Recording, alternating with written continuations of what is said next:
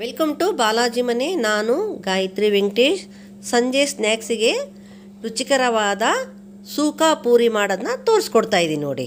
ಮೊದಲನೇ ಬಾರಿ ನಮ್ಮ ಚಾನಲನ್ನು ನೋಡ್ತಾ ಇದ್ದರೆ ಪ್ಲೀಸ್ ಸಬ್ಸ್ಕ್ರೈಬ್ ಆಗಿ. ಯಾರೆಲ್ಲ ನಮ್ಮ ಚಾನಲನ್ನು ನೋಡ್ತಾ ಇದ್ದೀರಿ ಅವರಿಗೆಲ್ಲ ತುಂಬ ಧನ್ಯವಾದಗಳು.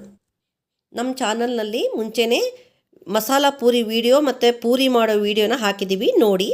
ಈ ಸೂಕಾ ಪೂರಿಗೆ ಇವೆಲ್ಲ ಸಾಮಾನು ಬೇಕು ನೋಡಿ. ಇವೆಲ್ಲ ಈ ಪೂರಿ ಇವೆಲ್ಲವು ಮತ್ತು ಈ ಆಲೂಗಡ್ಡೆನ ಮತ್ತು ವಟಾಣಿ ಕಾಳನ್ನ ಉಪ್ಪು ಹಾಕಿ ಬೇಯಿಸಿ ಇಟ್ಕೊಂಡಿದ್ದೀನಿ. ಅದಕ್ಕೆ ಆಮೇಲೆ ಇದನ್ನು ಖಾರ ಪುಡಿ ಹಾಕಿ ಕಲಸಿ ಇಟ್ಕೊಂಡಿದ್ದೀನಿ ನೋಡಿ. ಇವು ಈಗ ಇದರಲ್ಲಿ ತೋರಿಸೋಂಥ ಗ್ರೀನ್ ಚಟ್ನಿ ಮತ್ತು ಈ ಮೀಠಾ ಚಟ್ನಿ ಅದೆಲ್ಲದನ್ನು ಶೇವ್ ಪೂರಿ ವಿಡಿಯೋದಲ್ಲಿ ಆಲ್ರೆಡಿ ಹಾಕಿದ್ದೀನಿ ನೋಡಿ.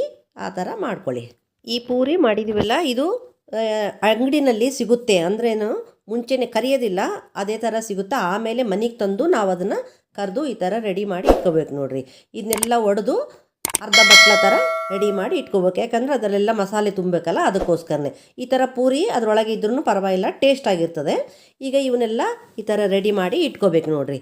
ಎಲ್ಲ ಫುಲ್ ಅರ್ಧ ಆಗಿರಬೇಕು, ಎಲ್ಲ ಮಸಾಲೆ ತುಂಬಬೇಕಲ್ಲ, ಅದಕ್ಕೋಸ್ಕರನೇ. ಇದೆಲ್ಲ ರೆಡಿ ಹಿಂಗೆ ಇಟ್ಕೊಂಡು ನಾವು ಈ ಬೇಯಿಸಿ ಇಟ್ಕೊಂಡಿದ್ವಲ್ಲ ಆಲೂಗಡ್ಡೆನ ಅದನ್ನು ತೊಗೊಂಡು ಅದರಲ್ಲಿ ತುಂಬ್ತಾ ಹೋಗ್ಬೇಕು ನೋಡಿರಿ.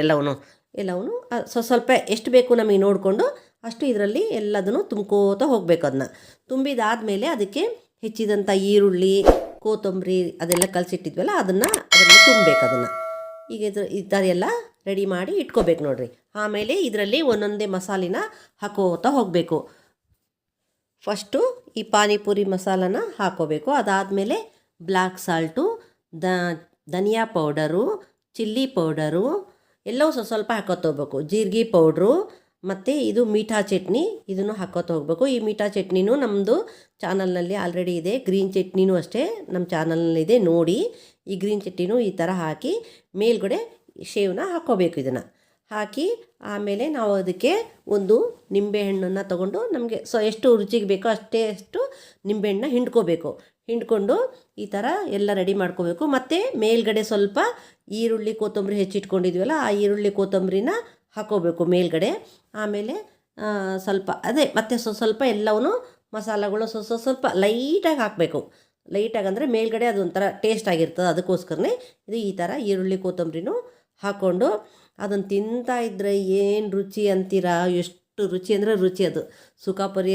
ಅದಕ್ಕೋಸ್ಕರ ಹೋಗಿ ತಿಂದು ಬರ್ತಾಯಿದ್ವಿ ನೋಡ್ರಿ ನಾವು. ಈ ಥರ ಎಲ್ಲ ಸ್ವಲ್ಪ ಅವ್ರು ಹಾಕ್ಕೊಡ್ತಾರಲ್ಲ ಸ್ಟ್ರೀಟ್ ಇದರೊಳಗೆಲ್ಲ ಫುಡ್ ಇದರಲ್ಲಿ, ಅದೇ ಥರ ಸ್ವಲ್ಪ ಮೇಲ್ಗಡೆ ಗ್ರೀನ್ ಚಟ್ನಿ, ಕೆಂಪು ಚಟ್ನಿ ಅದೆಲ್ಲ ಹಾಕ್ಬಿಟ್ಟು ಈ ಥರ ಹಿಂಗೆ ತಿಂತಾಯಿದ್ರೆ ಏನು ರುಚಿ ಅಂತೀರಾ. ಆಹಾ, ರುಚಿನೇ ರುಚಿ ಅದು. ಈ ವಿಡಿಯೋ ಇಷ್ಟವಾದಲ್ಲಿ ಲೈಕ್ ಮಾಡಿ, ಶೇರ್ ಮಾಡಿ. ಹೆಚ್ಚಿನ ವಿಡಿಯೋಗಳಿಗಾಗಿ ನಮ್ಮ ಚಾನಲನ್ನು ಸಬ್ಸ್ಕ್ರೈಬ್ ಆಗಿ.